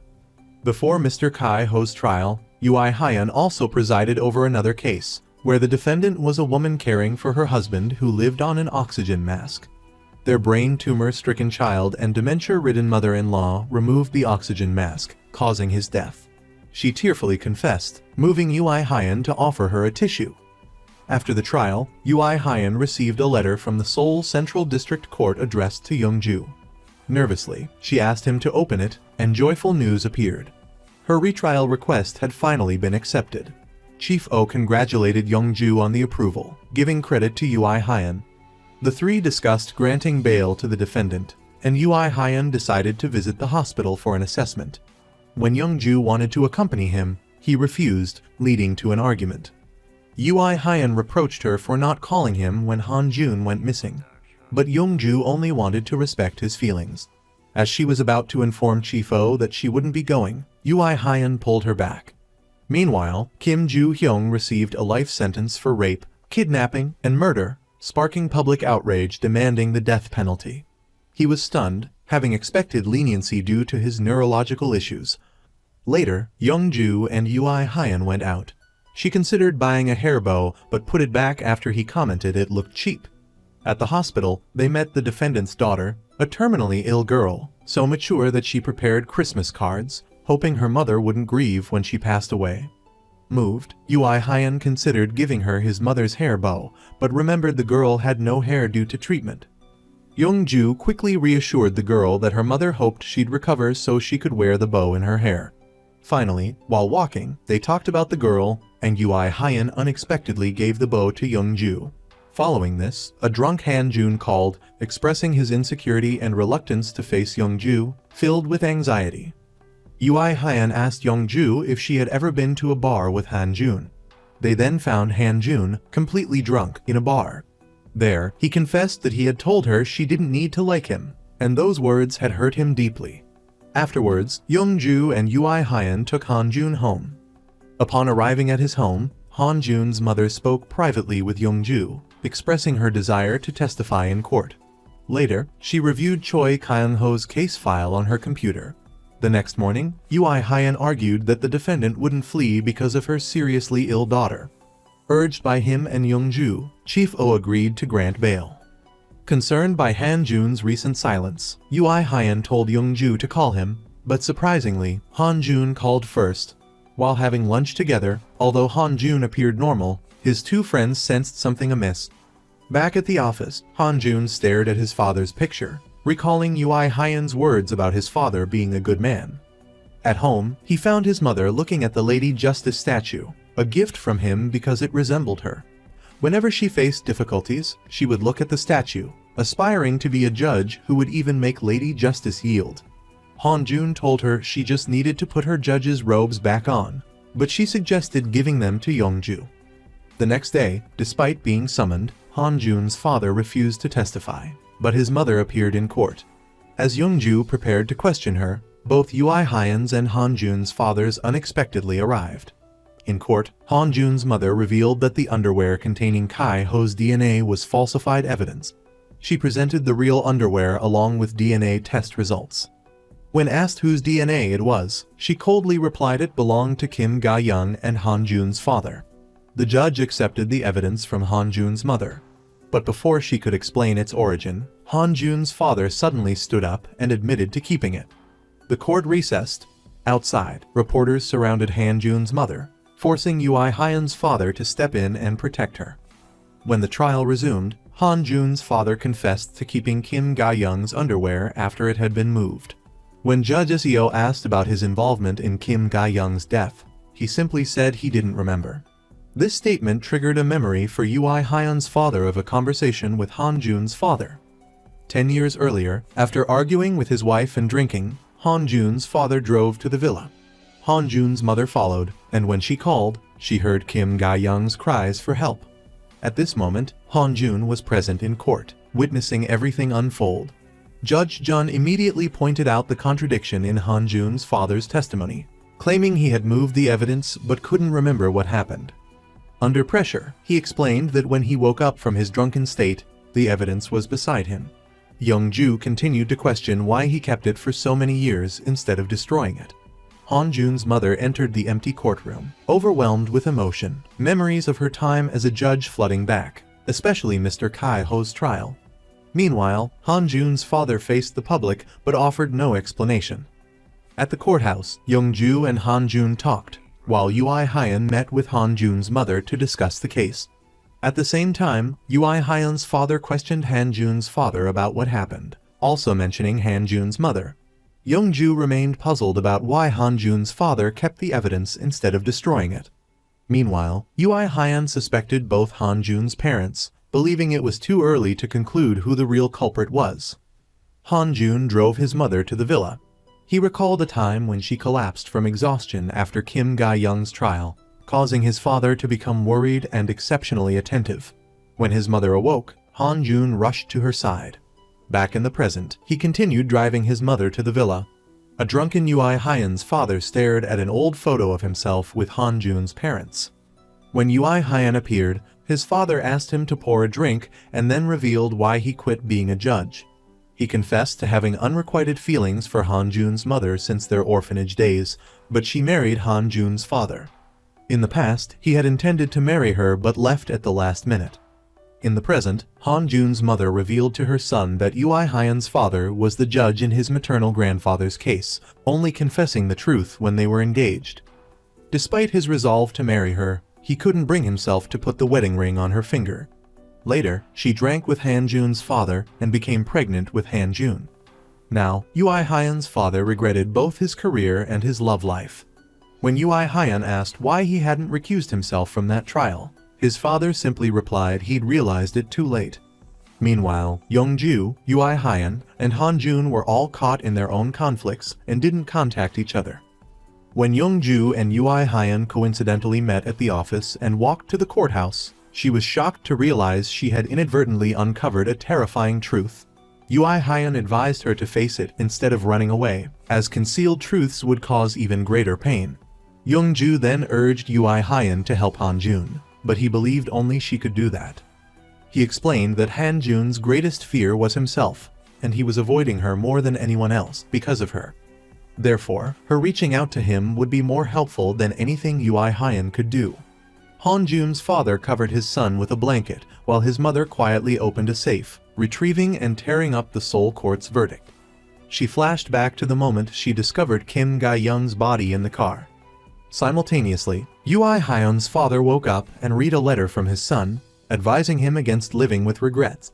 At the office, Young-ju bumped into her desk from dozing off, and Ui Hyun offered her a handkerchief when she went to wash her hands. They then received a letter from the recently sentenced Kim Joo-hyung, requesting release due to intellectual disability and promising to reveal the mastermind behind the scenes. Han-jun called his mother, who was holding Kim Joo-hyung's letter, and she encouraged him not to give up.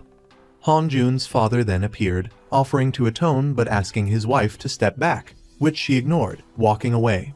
The trial commenced, with Han-jun's father accused of rape, murder, instigating murder, and destroying evidence. He claimed drunkenness and memory loss, but expressed willingness to take responsibility. Regarding the accusation of instigating Jo's murder, he denied it, admitting only to asking Kim Ik-cheol to give him a mild warning. Ui Hyun's father argued that he wasn't malicious enough to order a murder, and accepted responsibility despite being a presidential candidate. As a result, the arrest warrant was dismissed, angering Young-ju's foster mother while Young-ju remained calm. Judge Seo and Ui Hyun discussed Kim Joo-hyung's confession of a mastermind. Ui Hyun insisted on a thorough investigation. Meanwhile, Young-ju received a letter from Ui Hyun declining lunch with her, but recommending a restaurant he frequented with Han-jun. She promptly invited Han-jun to dine with her, ordering food from that restaurant. Han-jun then learned of the intense public debate surrounding the need for a thorough investigation into his father. Meanwhile, Ui Hyun met with Han-jun's mother to discuss negotiations with Kim Joo-hyung and received an important USB drive from her. He then met with Si-ra and learned that Han-jun's mother had submitted her resignation, immediately informing Young-ju.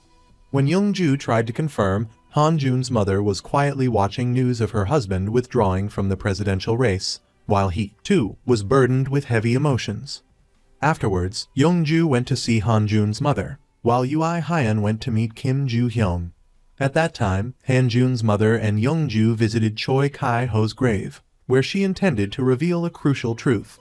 Ui Hyun suspected the relationship between Kim Joo-hyung and Han-jun's mother wasn't simple, as he knew her address and had met her since middle school. Kim Joo-hyung was furious about receiving a life sentence instead of being released due to mental instability. The shocking truth finally surfaced. Han-jun's mother was the one who handed her son over to Kim Joo-hyung. Meanwhile, Young-ju was stunned to discover another horrifying fact. At this point, Han-jun's mother, for the first time in years, agreed to drink with Han-jun's father. Meanwhile, Young-ju was reeling from the realization that Han-jun's mother had known her brother wasn't the real culprit but deliberately delivered a wrong verdict. Ui Hyun then arrived at Young-ju's location. At this moment, Han-jun's mother revealed that Kim Ga-young wasn't killed by Han-jun's father. She confessed that on that day, she had killed the girl. Meanwhile, Young-ju suddenly collapsed, and Ui Hyun rushed to her side. While visiting Choi Kaung Ho's grave, Han-jun's mother gave the verdict file to Young-ju and confessed that she had taken Kim Ga-young's underwear. She knew Young-ju's brother was innocent all along, but still let him be convicted. As Young-ju was about to delete the falsified records, Han-jun's mother revealed that she also knew the documents were fake, deeply shocking Young-ju. She challenged Young-ju to retaliate by doing the same to her. Young-ju then read the verdict declaring her brother innocent. Still reeling from the shock, she sat dazed in a restaurant. While drinking with her husband, Han-jun's mother suddenly confessed to killing Kim Ga-young. Upon hearing this, Han Jun rushed to confront her, but his mother insisted she strangled Kim Ga-young 10 years ago. Han Jun couldn't believe this horrifying truth and left. Ui Hyan continued to ponder Han Jun's mother's motives. While talking to Kim Ju-hyung, he discovered that she was the one who ordered him to arrest Young-ju and kill Choi Kaung Ho. However, Ui Hyan remained puzzled as to why she would do such things, especially since she seemed to care deeply for Young-ju. In the present, Ui Hyan called Young-ju. When he arrived, he found her unconscious, rushed to her side, and took her to the hospital. When she woke up, Young-ju recounted Han Jun's mother's confession. She knew Choi Kaung Ho was innocent but still convicted him. Young-ju couldn't accept the reality and wished it were just a nightmare. Ui Hyan urged her to face it. Despite this, Young-ju remained terrified. Meanwhile, Ui Hyan's father was looking at a photo of himself with Han Jun's parents when he received a phone call. At the same time, Ui Hyan took Young-ju home and tried to comfort her. He then met with Han Jun. Han Jun revealed that his mother had planted Kim Ga-young's underwear and that she was also responsible for Kim Ga-young's death. When Ui Hyan mentioned Young-ju, Han Jun decided to tell her the truth but was stopped by Ui Hyan, who felt it wasn't the right time. Ui Hyan then told Han Jun that his mother was the one who bribed Kim Ju-hyung to kill Choi Kaung Ho. He recalled a knife at his mother's place that looked similar to the one Kim Ju-hyung had. In the present, Ui Hyan remained adamant about preventing Han Jun from revealing the truth. Meanwhile, Han Jun's father was tending to his wife's wounds as Ui Hyan's father watched. It was then that Ui Hyan's father learned that Han Jun's mother had been self-harming and had asked her husband to keep it a secret. Han Jun's father, in an attempt to stop his wife's self-harm, had also injured himself. Han Jun's mother's self-abuse began after Choi Kaung Ho's trial. Han Jun's father told Ui Hyan's father that he needed to defend his wife, as she had confessed to killing Kim Ga-young. At this time, Ui Hyan met with Young-ju and asked if Han Jun had contacted her. When Han Jun did try to contact her, Ui Hyan stopped him from calling Young-ju. He then reassured Young-ju that he would always be there for her and finally revealed the truth. Han Jun's mother was the one who bribed Kim Ju-hyung. Young-ju was overwhelmed with complex emotions as she recalled her memories with Han Jun's mother and grieved over the revelation of her involvement. The next morning, Young-ju had a high fever and fell unconscious. At the courthouse, Chief Oh was anxious because he couldn't reach Young-ju as the trial was about to begin.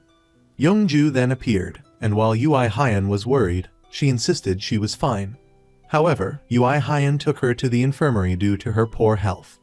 Despite Ui Hyan's advice to rest, Young-ju returned to work to avoid dwelling on her pain. When Ui Hyan brought her tea, Young-ju struggled to understand why Han Jun's mother had both cared for her and wanted her brother dead. Although Ui Hyan encouraged her to accept the truth, she couldn't stop thinking about it. That evening, Han Jun texted her, asking to meet. He tried to comfort her and held her tightly. The next morning, Han Jun stopped his mother from moving to the villa and confronted her about the past. He remembered the day she had suggested he write a not guilty verdict for Choi Kaung Ho without explanation. In the present, Han Jun presented the letter threatening Young-ju's life. His mother admitted to writing it because Young-ju wanted to retry Jang Soon-bok's case and wanted Young-ju to succeed her as a goddess of justice. Han Jun angrily questioned why she treated Young-ju so badly when she was only doing what his mother wanted. His mother coldly replied that she only wanted to protect her reputation, leading Han Jun to bitterly ask why she couldn't just continue pretending to be a good person. Later, Young-ju was shocked to read the news of Han Jun's mother's arrest. In jail, she refused to let Ui Hyan's father represent her, but still spoke with him at length. Ui Hyan's father felt guilty, while she expressed her hope that he would one day wear his judge's robes again. She also recalled the moment she helped Young-ju put on her judge's robes for her first trial. Meanwhile, Chief Oh was puzzled by Han Jun's mother's case. When asked if they could be impartial in the trial, Young-ju asserted that they had to, for the sake of upholding their principles. Ui Hyan agreed, arguing that avoidance would only raise suspicion. Chief Oh then presented a thank you letter from Jang Soon-bok, the mother of a terminally ill patient, which moved them both. Meanwhile, Han Jun tried to see his mother, but she refused, only promising to see him in court. Meanwhile, Young-ju asked Ui Hyun who helped him into his judge's robes for the first time, and he revealed it was his father. Young-ju then shared that it was Han-jun's mother who had assisted her in that significant moment. Seeing Young-ju's inner turmoil, Ui Hyun gently encouraged her to face everything. Han-jun's mother's trial began, reminding Young-ju of her brother's trial years ago. The prosecution accused her of witnessing her husband rape Kim Ga-young and then murdering her. As evidence was presented, Han-jun's mother admitted to everything. Ui Hyun argued that while Han-jun's father had confessed to the rape and murder, his mother had only been mistaken due to witnessing the scene. Due to the conflicting testimonies, Ui Hyun requested to question Han-jun's father. Meanwhile, Judge Seo and a colleague suspected something was amiss in both of their testimonies. In court, Han-jun's father claimed to have only recently remembered killing Kaung Ho. But Han-jun's mother immediately refuted this, requesting a fingerprint check on the victim's neck, the evidence being with her son. Prior to this, she had given a USB drive to Han-jun, instructing him to submit it only if his father confessed. Ultimately, following his mother's wishes, Han-jun presented the USB drive to the court. As the trial neared its end, Han-jun's mother was asked for her final statement. Beforehand, she had asked a police officer to slip something into her water bottle. Standing before the court, she calmly declared that they should sentence her to death. In her final statement, Han-jun's mother admitted to once finding happiness as a judge. But 10 years ago, she ignored Kim Ga-young's pleas for help and killed her, not to protect her family, but for her own reputation. She manipulated Kim Joo-hyung into abandoning his conscience despite his understanding of the law, and now she faced the judgment of the entire nation. Recalling the moment she shielded Young-ju, she likened the court to both an alter ego and a daughter. Even if she were to point a knife at it, she wished it would be pointed back at her. Finally, she requested the death penalty and drank the entire bottle of water, but Ui Hyun had switched it to prevent her suicide. Young-ju asserted that she couldn't decide her own fate. The trial concluded with Han-jun's mother receiving a 15-year sentence. Afterwards, Han-jun gathered evidence related to his father's case, handed it over to his senior, and quietly returned home. He looked at a family photo.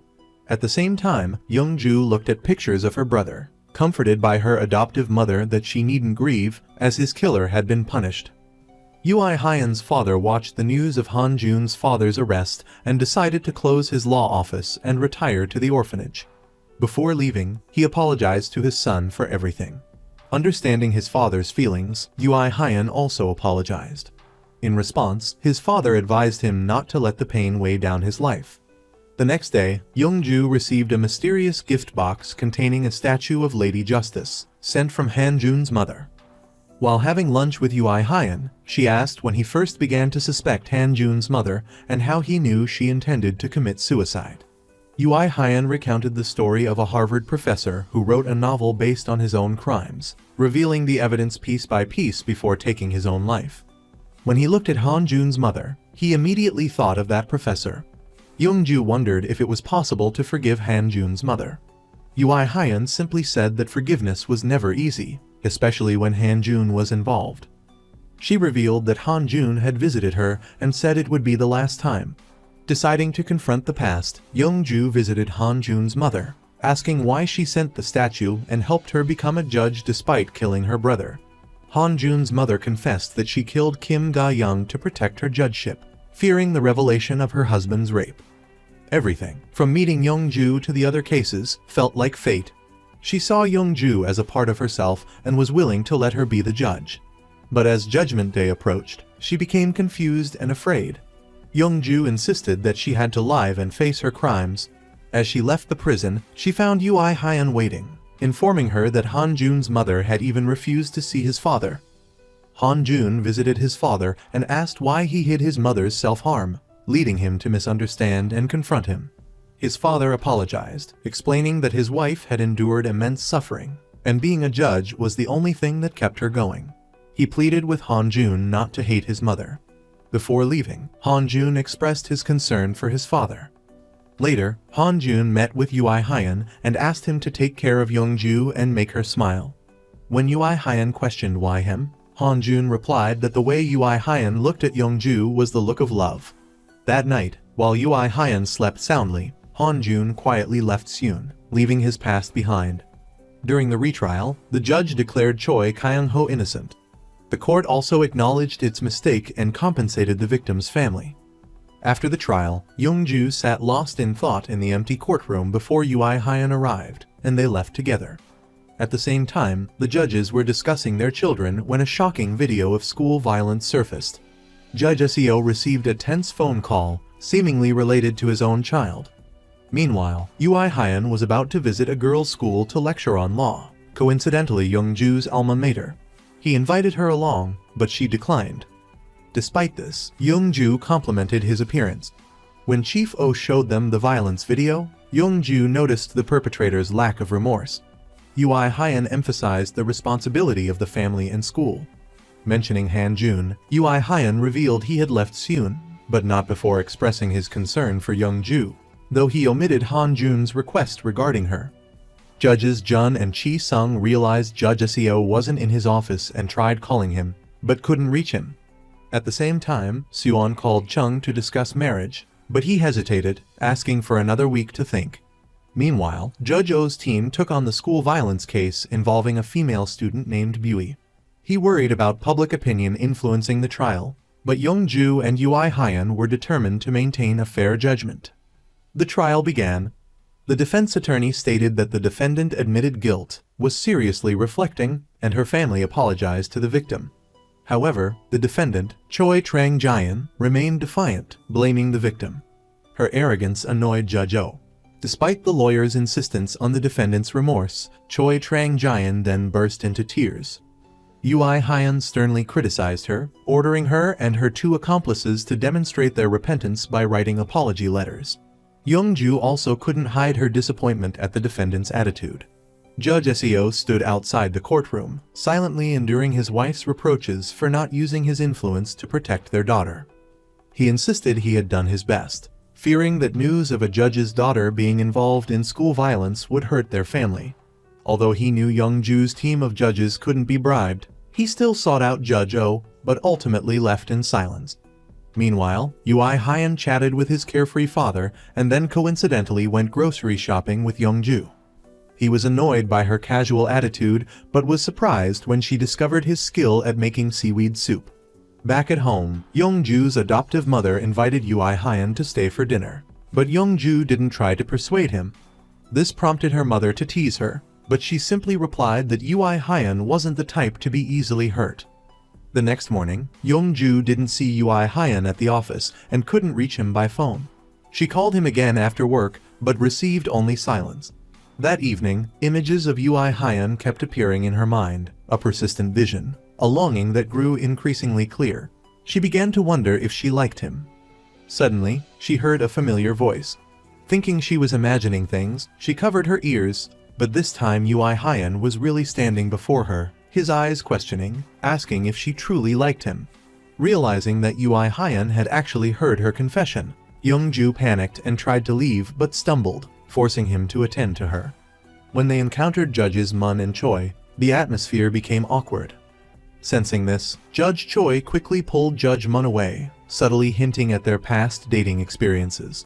The more Young-ju denied it, the more Judge Choi believed there was something special between her and Ui Hyun. Although he initially dismissed it, Ui Hyun later admitted he wasn't sure of Young-ju's feelings and couldn't say anything more. Leaving the room, Judge Mun showered Ui Hyun with praise, even joking that if she had met him earlier, she might have developed feelings for him. Judge Choi immediately declared that she wouldn't let any man near her. Later, Young-ju discovered that Ui Hyun had gone to the orphanage to make seaweed soup for his father, worried that he would be upset. Because of a cold, his voice was raspy, and the reason he turned off his phone all day was simply that he wanted some time away from it. When Ui Hyun learned that Young-ju had called him 7 times, she couldn't hide her embarrassment. Looking at Young-ju's injured leg, Ui Hyun gently examined it.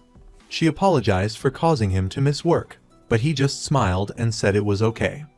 Back home, her foster mother inquired about her relationship with Ui Hyun, but Young-ju evaded the question, saying she needed to rest. In her room, she blushed, remembering the moment Ui Hyun had asked about her feelings. Elsewhere, Ui Hyun stared quietly at a picture of Han Jun, lost in deep thought. Currently, Han Jun was working at the market, helping Jang Soon-bok and her son. Meanwhile, Ui Hyan's father visited Han Jun's father. When asked about Han Jun's mother, he remained silent as he didn't know her whereabouts. However, Han Jun's father wasn't overly concerned, content just knowing she was still alive. Ui Hyan's father offered comfort, suggesting she might just need more time. Speaking of Han Jun, both men acknowledged how much the boy had suffered and that his perseverance until now was a miracle. At the same time, Judge Seo comforted his daughter, both the victim and perpetrator in a school bullying incident. Elsewhere, Chief O read the statement of the juvenile offender, Choi Trang Jian likely needs a more natural-sounding English name if one exists. Meanwhile, Young Ju appreciated the sincerity in Sun Kong's statement, especially since the relationship between the girl and her father had improved. When asked about Judge Seo, Chief O bluntly stated that he wasn't good and had resigned. It turned out he had known early on that Seo Dan Kai was Judge Seo's daughter, having met him at an anti-crime conference. Ui Hyan guessed that Judge Seo had remained silent to avoid putting pressure on them, and Chief O expressed sympathy. Despite not having children of his own, Ui Hyan understood the difficulty Judge Seo had faced. Chief O asked about the relationship between Ui Hyan and Young Ju, prompting Ui Hyan to confess. During lunch, he confessed his feelings, saying that although he had held back because of Han Jun, he couldn't step back any further. A flustered Young Ju asked for more time to sort out her feelings. Meanwhile, Judge Jun argued about a case involving injury caused by the victim's taunting and isolation of the defendant, which provoked Chi Sung's strong reaction.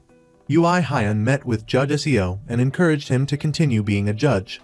At the same time, Han Jun quietly and emotionally visited his mother. Finally, Ui Hyan was transferred to the Supreme Court. Judge O returned to his hometown. The three of them bought a cake to celebrate the farewell and took a commemorative photo. Young-ju asked Ui Hyan why he wasn't packing. In response, Ui Hyan asked her the same question, as she was staying but had to change rooms. She said she planned to work through the night. Hearing this, Ui Hyan said he planned to do the same. Later, she dozed off and was woken by Ui Hyan. Despite being told to sleep first, she was determined to work. When Young-ju looked at him for a moment and then turned away, even after being told to look at him, Ui Hyan realized she was easily embarrassed. Young-ju then wondered why she couldn't overcome this shyness, despite hearing that when you like someone, you overcome it. Next, she looked directly at him. Ui Hyan started to say something but stopped. As a result, Young-ju teased him. Then, she played music on her phone, and Ui Hyan unconsciously sang along. Sometime later, Young Hoon, Jun In, and Jun Hoa chatted with Seo and Mina. Mina wondered when Han Jun would return. Meanwhile, Judge Seo and his colleagues tried various cases, from a tax officer accepting bribes and online information leaks to a case of defamation against an LGBT individual. He also overturned a ban on candlelight vigils. Later, Young-ju prepared to leave. Meanwhile, Ui Hyan coincidentally boarded the same train but didn't recognize her. On the train, Young-ju conversed with an elderly woman about to get divorced. Getting off at the station in the rain, Ui Hyan unexpectedly appeared, holding an umbrella for her. They rode the bus together back to their lodging house, where they lived next door to each other. Ui Hyan received an urgent call because the judge on duty had been hospitalized, forcing him to return to the courthouse. Meanwhile, at home, Young-ju happened to watch a program about judges. Ui Hyan appeared in the program, being interviewed about Chi Sung's LGBT case. Ui Hyan biked to the courthouse and talked with Judge Oh, who wanted to return to Seoul soon. But Ui Hyan relayed his wife's advice to stay. When Young-ju arrived, Judge Oh greeted her warmly, and Ui Hyan pulled her into work. They mediated for the elderly couple they had met earlier. The elderly woman was adamant about the divorce, while the elderly man both objected and encouraged the two young judges to marry. Afterward, the two judges discussed the case outside. Ui Hyan didn't want the elderly couple to divorce because of their age. Young-ju argued that age wasn't a reason to endure hardship. They continued to debate the issue. Young-ju felt the woman had suffered a great deal, preparing meals for 50 years and having such meager savings that she needed a divorce. Ui Hyan countered that the man had paid off her debts and even prepared herbal medicine for her, demonstrating that he took care of the family. Meanwhile, Chief O stood awkwardly between them. He then suggested that Young Ju consider the husband's perspective and Ui Hyun consider the wife's. Later, Young Ju presided over a gambling case and declared the defendant not guilty due to the small amount of money involved. That evening, she and Ui Hyun strolled under the starry sky. He romantically confessed that it was thanks to her presence that he could appreciate the stars. They held hands, and Young Ju walked Ui Hyun back to his lodging, the one he had helped her repair. The next morning, they both overslept and rushed to the courthouse, hastily donning their judge's robes. Along with Judge O, they continued their journey of dispensing justice.